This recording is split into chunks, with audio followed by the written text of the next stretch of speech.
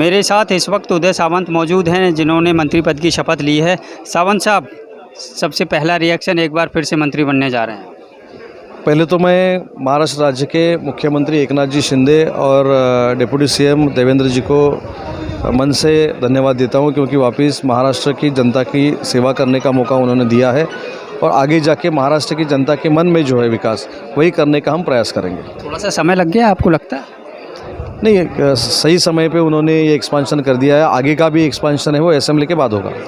क्या प्राथमिकताएं रहने वाली हैं इस नई सरकार की, जो 9 लोगों ने मंत्री पद की शपथ ली है, 9 शिवसेना से और 9 बीजेपी से? आपने देखा रहेगा कि पिछले 40 दिन में जिस स्पीड से ये दोनों ने काम किया है, उस स्पीड पे जाके हमको भी काम करना है। उनके नेतृत्व में महाराष्ट्र को आगे बढ़ाना है, विकास की रूट पे लेके जाना है और उनकी जो स्पीड है वो हमको पकड़नी चाहिए और इसलिए हम उनके साथ ही काम करेंगे।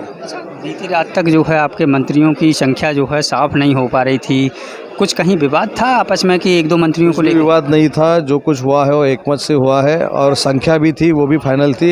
लेकिन आपको न्यूज़ चाहिए, इसलिए हमने रात भर ज़रा मीटिंग कर ली।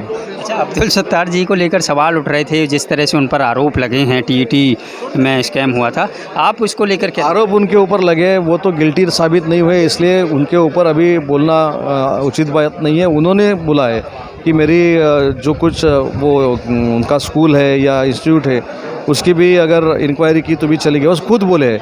तो उसके बाद में उनके ऊपर आरोप हो गया, इसलिए आरोपी साबित नहीं हुए, इसलिए ठीक है। उन्होंने भी अच्छी तरह से आज शपथ ली है। वो भी एक मास लीडर है और सिल्लोड से चुन के आते हैं।